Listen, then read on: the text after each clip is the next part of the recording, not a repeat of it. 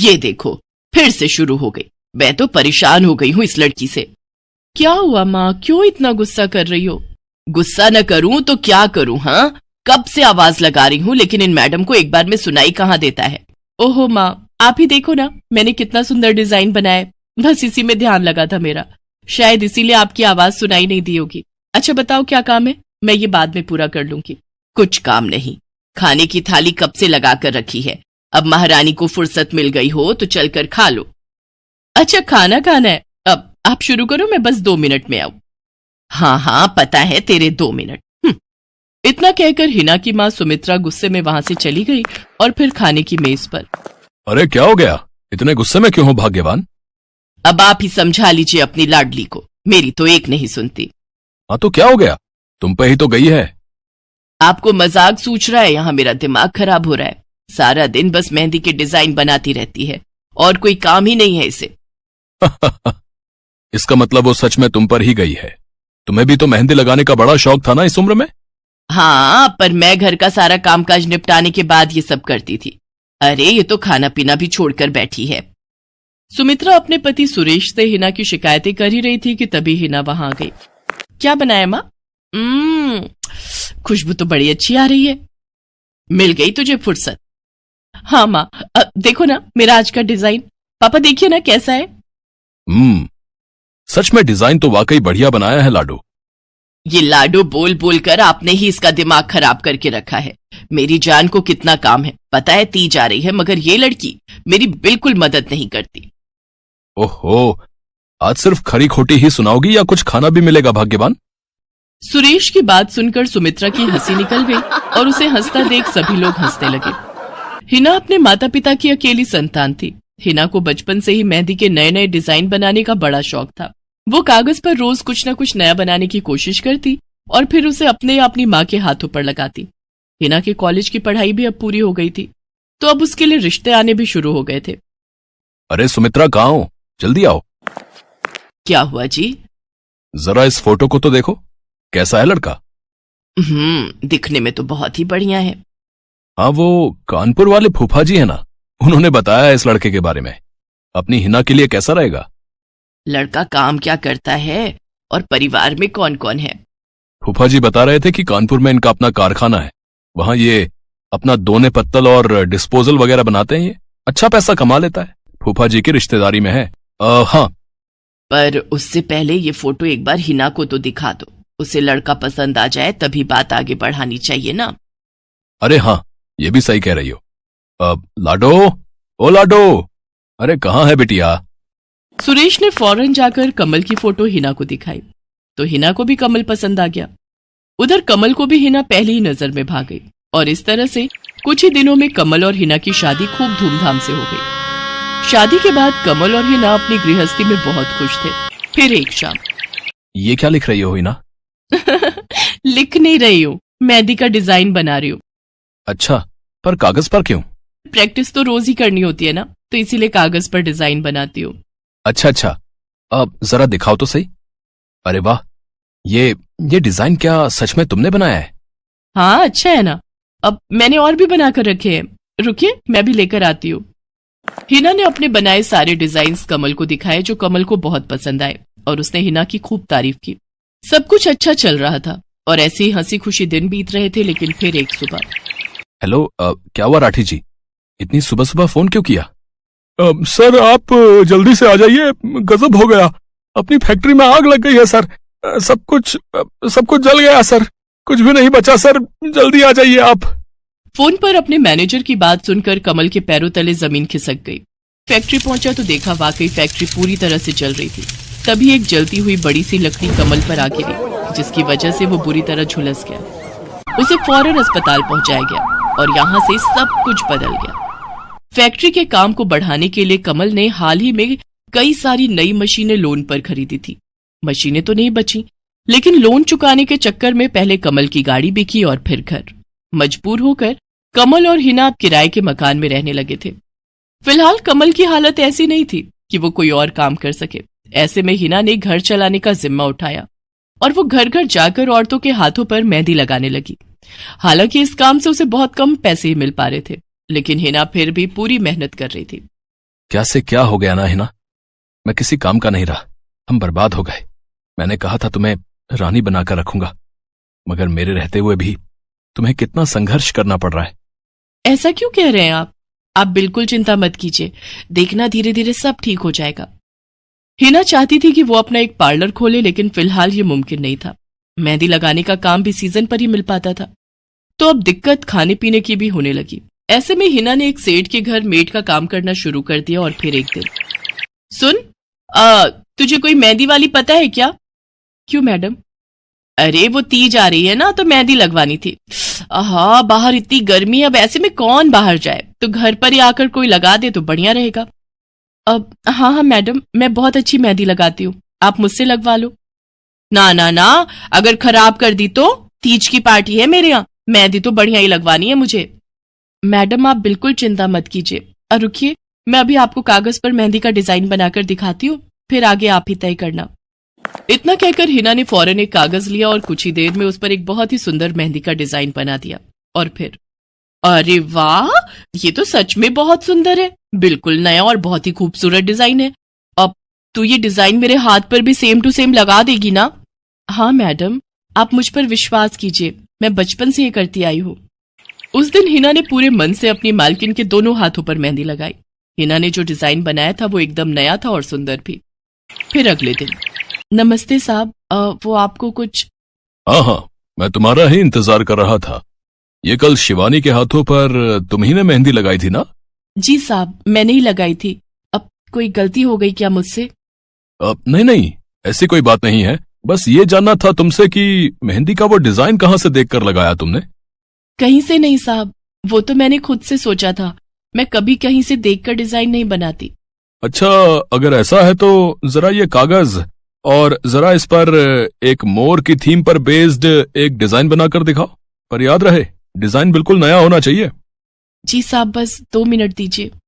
हिना ने बस कुछ मिनटों के अंदर वो करके दिखा दिया, जिसे देखकर उसका मालिक साहिल मल्होत्रा हैरान रह गया। वाह, सच में कमाल है ये तो। अब तुमने डिजाइनिंग सीखी है क्या कहीं से? नहीं साहब, सीखी तो नहीं, लेकिन मुझे बचपन से ही शौक है मेहंदी लगाने का, तो बस इसीलिए। समझ गया। देखो हिना, तुम्हारा हुनर लाजवाब है और तुम्हें अपने इस हुनर को ऐसे बेकार नहीं जाने देना चाहिए। जी मतलब? तुम्हें पता है ना, मेरी फैक्ट्री में लेडीज कपड़ों के लिए कपड़ा बनता है, लेकिन काफी समय से मैं परेशान हूं क्योंकि सूट साड़ियों वगैरह के लिए मेरे पास नए डिजाइन की कमी पड़ गई है। लेकिन अब लगता है ये कमी नहीं रहेगी। बोलो, बतौर डिजाइनर मेरे लिए काम करोगी तुम? जी साहब, बिल्कुल करूंगी। ये हिना के लिए सपने के सच होने जैसा था। अब वो काम वाली बाई से एक डिजाइनर बन गई। वो साहिल की फैक्ट्री में बनने वाले कपड़ों के लिए हर रोज नए नए डिजाइन बनाने लगी, और इसके बाद साहिल के फैक्ट्री में बनने वाले कपड़े की डिमांड काफी बढ़ गई, और इसके चलते हिना को भी उसके काम की बढ़िया सैलरी मिलने लगी। हिना अब अपनी कमाई से न सिर्फ अपना घर खर्च चलाने लगी, बल्कि उसने शहर के बढ़िया डॉक्टर से कमल का इलाज भी कराया, जिससे कमल बहुत जल्दी ठीक हो गया और उसने भी काम करना शुरू कर दिया। पर इस सब में पूरा 1 साल बीत गया और एक बार फिर से तीज का त्योहार आया। देखिए तो कैसी लग रही हूं मैं? बिल्कुल चांद जैसी लग रही हो। हिना ने नई हरे रंग की साड़ी पहनी हुई थी, जो उसने खुद डिजाइन की थी, और वाकई वो उसमें बहुत ही सुंदर लग रही थी। हिना, तुम सच में बहुत बहादुर हो। मैं तो उस हादसे के बाद उठकर खड़ा ही नहीं हो पाता, लेकिन तुमने सब कुछ ठीक कर दिया। तीज का ये त्योहार ही इसलिए है जी, मैं आपको कभी कुछ नहीं होने दूंगी।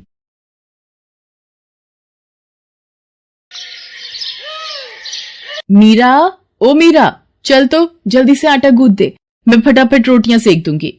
नहीं माँ, मैं नहीं गूंथ पाऊंगी, मैंने मेहंदी लगा ली है हाथ पर। क्या? सुबह सुबह तू फिर मेहंदी लगाकर बैठ गई? बड़ी मक्कार है सच में, काम में मदद ना करनी पड़े इसलिए जब देखो मेहंदी लगाकर बैठ जाती है। चल जल्दी से हाथ धोकर आ मेरे पास, मुझे काम पर जाने के लिए देर हो रही है। माँ बस आज कर लो ना, देखो ना मैंने कितनी मेहनत से कितना सुंदर डिजाइन बनाया है। लेकिन जैसे ही उसकी नजर मीरा के हाथों पर पड़ती है, उसका गुस्सा पल भर में गायब हो जाता है। वो मीरा से कहती है, अरे वाह मीरा, तूने तो बड़ी सुंदर मेहंदी लगाई है। हाँ माँ, वो शांति दीदी ने मुझे एक किताब दी थी कल, उसमें बड़े सुंदर सुंदर डिजाइन बने हैं, बस उसी में से देखकर लगाई है मैंने। सुंदर है ना? हाँ बहुत सुंदर है।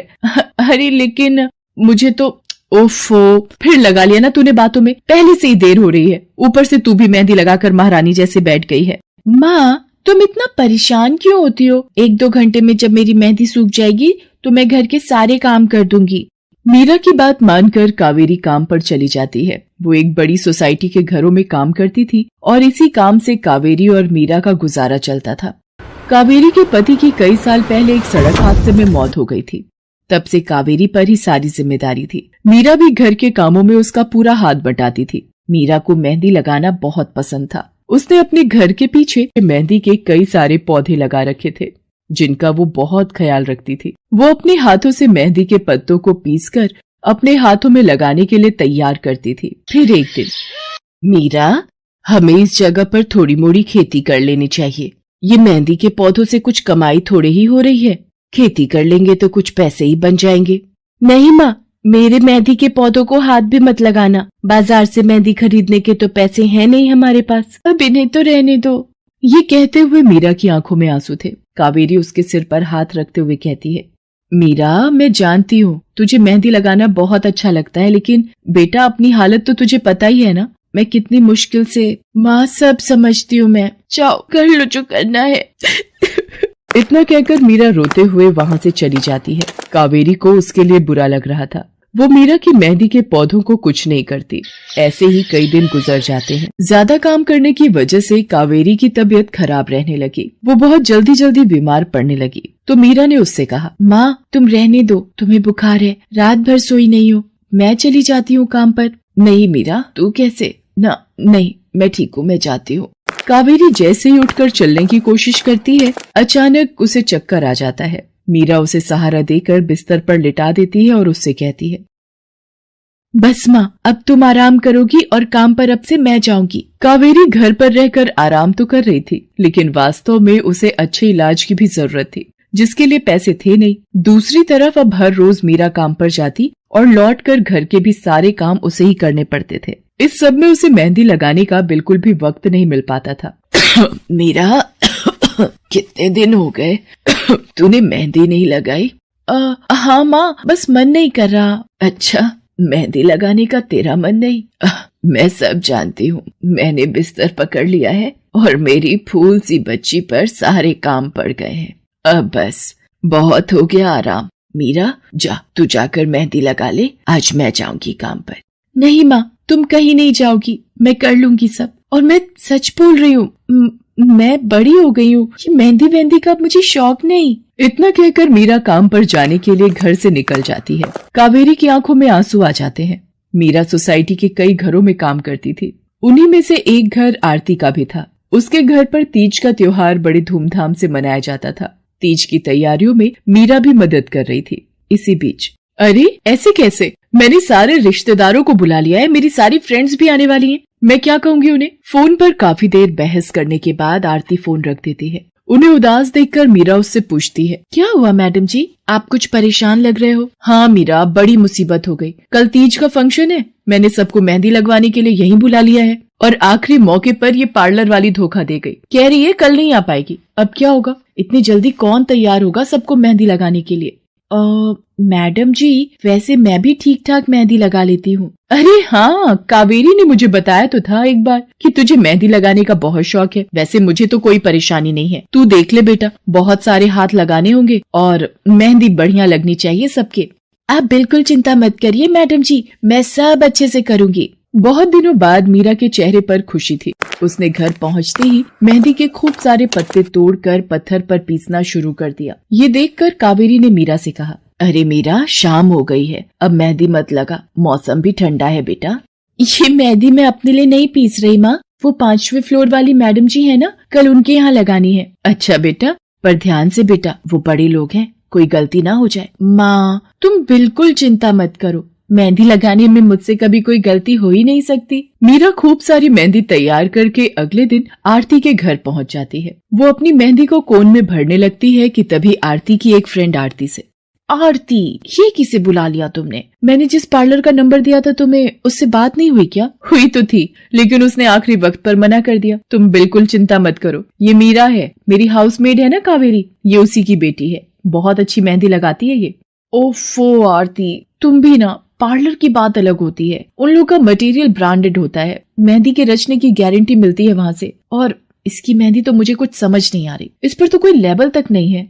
अगर कुछ गलत रिएक्शन हो गया हाथों पर तो। आप बिल्कुल चिंता मत कीजिए मैडम जी, ये मेहंदी मैंने खुद पीस कर तैयार की है। मेरे पास बहुत सारे मेहंदी के पौधे हैं, इसमें कुछ भी ऐसा नहीं है जो आपके हाथों को नुकसान दे। ना भाई ना, सॉरी आरती, बट मैं अपने हाथों को लेकर कोई रिस्क नहीं ले सकती। तुम सब लगवाओ, मैं तो पार्लर जाकर ही लगवाऊंगी। इतना कहकर आरती की दोस्त शालिनी वहां से चली जाती है। आरती मीरा को इशारा देकर काम शुरू करने को कहती है। अरे वाह, मानना पड़ेगा, इस बच्ची ने कमाल की मेहंदी लगाई है। मुझे तो नहीं लगता कि इस मेहंदी का वैसा रंग आएगा जैसा पार्लर वाली मेहंदी का आता है। अब बस भी करो शालिनी, मेहंदी कैसी रचेगी ये कल तक पता चल ही जाएगा ना। बच्ची है वो, उसे इस तरह डराओ तो मत। अरे मुझे क्या, मेरे हाथ कौन सा खराब होने वाले हैं, तुम ही लोग लगवाओ और तुम ही भुगतना। शालिनी गुस्से में वहां से चली जाती है। उसे पूरा यकीन था कि मीरा की मेहंदी रचेगी नहीं, साथ ही हाथों पर उसका गलत रिएक्शन भी हो सकता है, लेकिन जो हुआ वो इससे बिल्कुल अलग था। अगले दिन मीरा के घर पर। अरे मैडम जी, आप यहाँ? आपने तो आज काम पर आने के लिए मना किया था ना, मैं इसीलिए नहीं आई। हाँ हाँ, कल तुम कितना थक गई थी, इसीलिए मैंने आने को मना किया। मैं यहाँ तुम्हें काम पर बुलाने नहीं बल्कि किसी और काम से आई हूँ। अंदर नहीं बुलाओगी? अरे माफ कीजिएगा मैडम जी, आइए अंदर आइए। आरती को देखकर कावेरी भी बिस्तर से उठकर खड़ी हो जाती है। आरती के साथ उसकी दोस्त शालिनी भी थी। मीरा उन दोनों को पानी देते हुए कहती है, ये लीजिए मैडम जी, मेहंदी तो ठीक से रची ना मैडम जी? ये तुम्हें मैं नहीं, शालिनी बताएगी। फिर शालिनी अपने हाथ मीरा की तरफ बढ़ा देती है। उसके हाथों पर कई जगह छाले पड़े हुए थे। ये देखकर मीरा उससे कहती है, अरे ये क्या हुआ मैडम जी? मैंने तुमसे मेहंदी नहीं लगवाई, उल्टा तुम्हारा अपमान करती रही, उसी की सजा मिली है मुझे। मैंने सबसे महंगे वाले पार्लर में जाकर मेहंदी लगवाई। मैंने उनसे जोर देकर कहा कि मेहंदी का रंग बहुत बढ़िया आना चाहिए। इस चक्कर में उन्होंने पता नहीं क्या क्या मिला दिया मेहंदी में, और मेरे हाथों का ये हाल हो गया। और दूसरी तरफ तुम्हारी मेहंदी, जिसने भी लगवाई उसके हाथों की रंगत ही अलग है। देखो आरती के हाथ देखो जरा। आरती ने अपने हाथ आगे बढ़ा दिए, जिन पर मीरा के हाथों से लगी मेहंदी का बहुत ही अच्छा रंग चढ़ा था। फिर आरती कावेरी के पास जाकर उससे बोली, बस कावेरी, ये झाड़ू पोछा और बर्तन बहुत करवा लिए तुमने मीरा से, ये अब वो करेगी जो इसे करना चाहिए। जी क्या मतलब मैडम जी? ये अब मेहंदी लगाएगी सबके हाथों पर। हमारी एक दोस्त का अपना ब्यूटी पार्लर है, उसे मीरा का काम और उसकी मेहंदी की क्वालिटी बहुत अच्छी लगी। वो मीरा को अपने यहाँ काम देना चाहती है, अच्छे पैसे भी देगी वो मीरा को, और तो और वहाँ रहकर मीरा पार्लर के दूसरे काम भी सीख पाएगी। आरती की बात सुनकर कावेरी की आंखों में आंसू आ जाते हैं। वो हाथ जोड़कर आरती का शुक्रिया अदा करती है। मीरा भी बहुत खुश थी। अब न सिर्फ वो अपना मेहंदी लगाने का शौक पूरा कर सकती थी, बल्कि अच्छे पैसे कमाकर अपनी माँ का इलाज भी करवा सकती थी। एक समय की बात है, केशवपुर नामक गांव में सरला नाम की एक बूढ़ी विधवा औरत अपने बेटा बहू के साथ रहती थी। सरला की बहू जया स्वभाव से बहुत बुरी थी। वो रोजाना सरला से बात बात पर लड़ती रहती थी। सरला का पति किशन शहर में मजदूरी करता था, इसलिए वो कभी कभी ही गांव आ पाता था। किशन शहर से घर खर्चे के लिए पैसे भेजता तो 2 लिफाफे भेजता, एक अपनी माँ के नाम और एक अपनी पत्नी के नाम। पर जया सरला के पैसे भी अपने पास ही रख लेती थी। ऐसे ही एक दिन, ये सरला देवी और जया जी के नाम के मनी ऑर्डर हैं। लाओ लाओ भैया, जल्दी से मुझे दे दो। ये सरला देवी के हस्ताक्षर करके ही उन्हें मिलेगा। माँ जी आराम कर रही हैं, लाओ मैं अंगूठा लगवा कर लाती हूँ। ए बुढ़िया, जल्दी से इस कागज पर अंगूठा लगा दे। भैया मनी ऑर्डर मुझे दे दो। जया सारे पैसे अपने पास रख लेती है और अपने और बेटे बिट्टू के लिए खाने पीने की चीजें खरीद लाती है। माँ बहुत भूख लगी है। ये देख मैं तेरे लिए कितने सारे पकवान लाई हूँ, पूड़ी, छोले, समोसे, कचौड़ी। चल हम दोनों मिलकर खाते हैं, मजा आ जाएगा। जया बहू, बहुत भूख लगी है, सुबह से कुछ भी नहीं खाया है। अगर थोड़ा सा कुछ खाने को मिल जाता तो। पता नहीं इस बुढ़िया को कितनी भूख लगती है, जब देखो हम माँ बेटे के खाने पर नजर लगाती रहती है। ये ले पकड़, आधी कचौड़ी दे रही हूँ, अब रात तक कुछ खाने को नहीं मिलेगा। और तुझे तो मैंने बोला था कि कपड़े धो देना, तेरे से अभी तक कपड़े नहीं धुले। ये कचौड़ी खाकर चुपचाप सारे कपड़े धो देना, नहीं तो मुझसे बुरा कोई नहीं होगा। बेचारी सरला कचौड़ी का एक टुकड़ा खाकर भला क्या पेट भरती। वो फिर से दोबारा काम पर लग जाती है। एक दिन किशन शहर से वापस आने वाला था।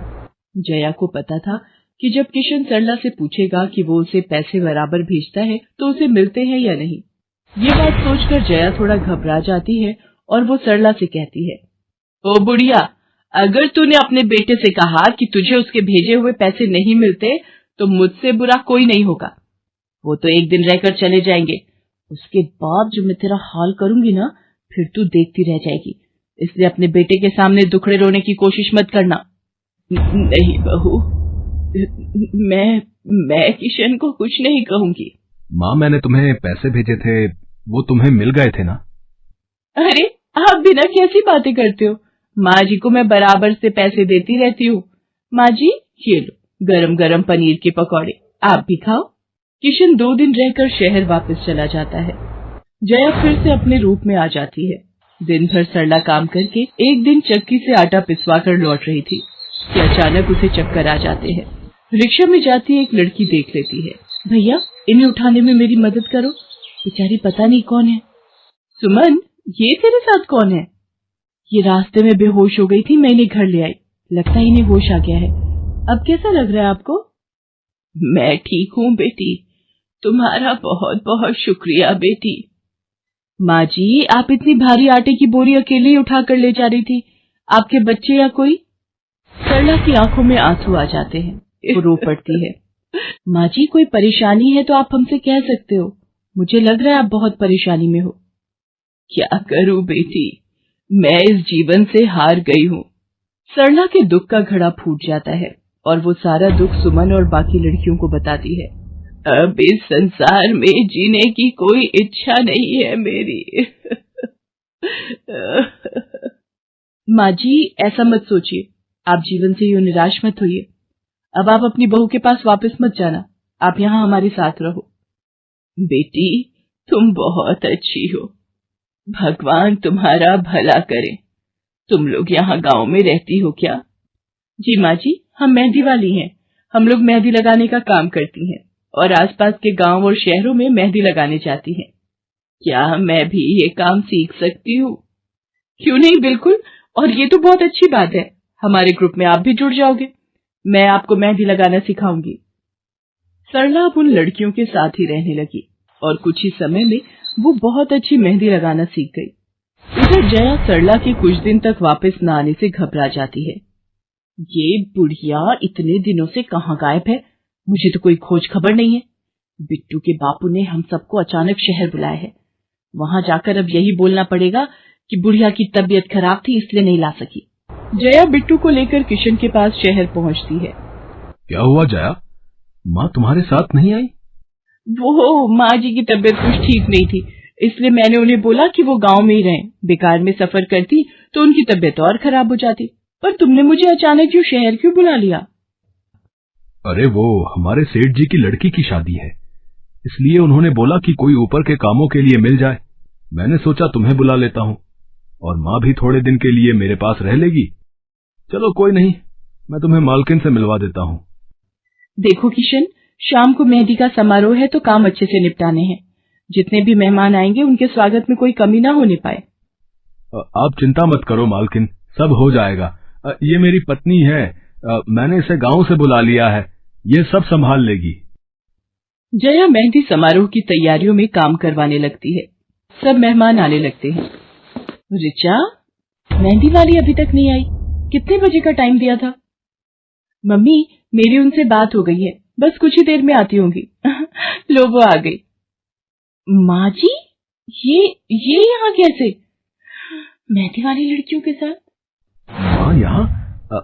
जया, तुम तो कह रही थी कि माँ बीमार है और गांव में है, पर माँ मेहंदी वाली लड़कियों के साथ क्या कर रही है? मुझे कुछ समझ नहीं आ रहा। मैं माँ के पास जा रहा हूँ। माँ, तुम यहाँ इन सबके साथ? किशन बेटा, आप मेरे साथ इधर आइए, मैं आपको सब बताती हूँ। ये लड़की इनको सब कुछ बता देगी। शायद आप नहीं जानते हैं, आपकी पत्नी ने आपकी माँ पर बहुत जुल्म किए हैं, इसीलिए ये बेचारी अपना घर छोड़कर हमारे साथ रहने को मजबूर थी। सुमन किशन को सारी सच्चाई बताती है। सरला की आंखों में आंसू आ जाते। किशन सबके साथ जब घर आ जाता है। जया, तुम्हें शर्म आनी चाहिए, तुमने मेरी माँ के साथ इतना बुरा व्यवहार किया। तुम्हारी वजह से मेरी माँ दर दर भटक रही है। अब तुम मेरे साथ एक पल भी नहीं रहोगी। बिट्टू को मैं पाल लूंगा। अभी के अभी अपने मायके निकल जाओ। ऐसा मत कहो, मैं आप लोगों के बिना कैसे रहूंगी। मुझे माफ कर दो, मुझे माफ कर दो, मेरे से गलती हो गई। माँ जी, मुझे माफ कर दो। किशन बेटा, मैं किसी से भी नाराज नहीं हूँ। जया बहू को माफ कर दे। गलती इंसान से ही होती है बेटा। मैंने जया बहू को माफ कर दिया। किशन जी, आप चिंता मत कीजिए, आपकी माँ जी अब हमारे साथ ही काम करेंगी। उस दिन के बाद जया ने अपना व्यवहार बदल लिया। सरला ने मेहंदी लगाना नहीं छोड़ा। वो अपनी मेहंदी लगाने के काम को करती रही। जया को अपनी गलती का एहसास हो गया था। अब वो भी सरला की बहुत देखभाल करती थी। संध्या की बुआ, जो कि दिल्ली में रहती थी, वो उसके लिए एक अच्छे घर का रिश्ता लेकर आई थी। देखो भैया, मेरी इतनी जान पहचान तो नहीं है लड़के वालों से, पर इतना जानती हूँ, अड़ोस पड़ोस में कहीं पूछोगे तो लोग अच्छा घर ही बताएंगे। ठीक है सुमन, अगर तुम कहती हो तो लड़के वालों को एक बार बुला लेते हैं। अब संध्या भी लड़के को देख लेगी। संध्या की बुआ लड़के वालों से अपने तरीके से बात कर लेती है और कुछ दिनों बाद संध्या की शादी विपुल नाम के लड़के से हो जाती है। पता नहीं इस काम वाली को छुट्टी लेकर गांव अभी जाना था। उसे पता था शादी वाला घर है, नई नवेली दुल्हन आएगी तो घर में 100 काम होंगे, फिर भी बिना बताए गांव निकल गई। अब मैं दूसरी काम वाली इतनी जल्दी कहाँ से ढूंढूंगी। राजेश्वरी, एक प्याली चाय दे दो तो बड़ी मेहरबानी होगी। सुबह से एक प्याली चाय भी नहीं मिली है। तुम्हें तो जब देखो चाय पीने की पड़ी रहती है। पता भी है एक बर्तन नहीं है धुला हुआ जिसमें तुम्हारी चाय बना दो। ढेरों बर्तन रसोई में पड़े हैं झूठे। माँ, मैं कॉलेज जा रही हूँ, तुम मुझे ये मत कहना कि मैं छुट्टी कर लूं और तुम्हारे साथ घर का काम करवाऊं। मेरा आज बहुत बड़ा प्रोजेक्ट सबमिट होना है, इसलिए मैं तो कोई काम नहीं कर सकती। ये लो, अब इसे भी अभी कॉलेज जाना था। अब मैं क्या करूं, कुछ समझ नहीं आ रहा। संध्या की सास राजेश्वरी अभी काम वाली को लेकर परेशान हो ही रही थी। तभी संध्या राजेश्वरी की सारी बातें सुन लेती है और रसोई में जाकर बर्तन धोने लगती है। अरे संध्या बहू, तुम ये रसोई में क्या कर रही हो? हटो हटो हटो, ये झूठे बर्तन तुमसे थोड़ी करवाऊंगी। अभी तुम्हारे हाथों की मेहंदी भी नहीं उतरी।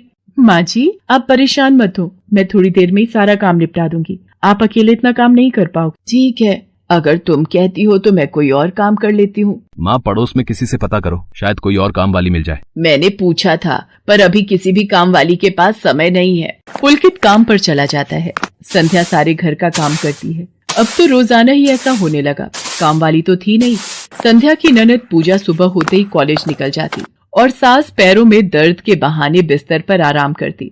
संध्या तो मानो घर के कामों में ही उलझ गई। एक शाम, माँ, तुम बिल्कुल सही बहू ढूंढ कर लाई हो। बेचारी गरीब घर की है, इसलिए चुपचाप संस्कारी बहू की तरह घर के काम कर लेती है। अगर कोई पैसे वाले घर की लड़की बहू बनाकर ले आती तो वो पूरे घर को अपने इशारों पर नचाती और तुम और मैं बस बर्तन घिसते रह जाते।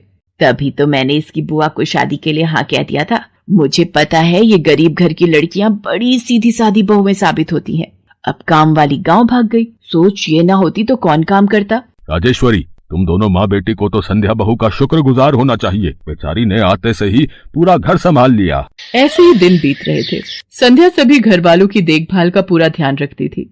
एक दिन, क्या हुआ पुलकित बेटा, तुम इतने परेशान क्यों हो? और आज तुम ऑफिस भी नहीं गए? पापा, मेरी नौकरी छूट गई है। कंपनी घाटे में चल रही थी, इसलिए उन्होंने मेरे जैसे बहुत से वर्कर्स को अचानक निकाल दिया। दिमाग खराब हो रहा है, गाड़ी की किश्त भरनी है, घर का लोन भी पूरा नहीं हुआ है, घर का खर्चा, अब सब कुछ कैसे होगा, कुछ समझ में नहीं आ रहा है। पुलकित बेटा, चिंता मत कर, अब कोई ना कोई रास्ता निकल आएगा। ज्यादा होगा तो कुछ दिनों के लिए मैं कोई काम कर लूंगा। पापा, मेरे होते हुए आप काम नहीं करोगे, मैं कुछ सोचता हूँ। पुलकित दूसरी नौकरी को लेकर परेशान था। उसे कोई काम नहीं मिल रहा था। घर में पैसों की तंगी भी शुरू हो गई। पुलकित ने अपनी गाड़ी बेच दी। घर के लोन को लेकर वो परेशान था।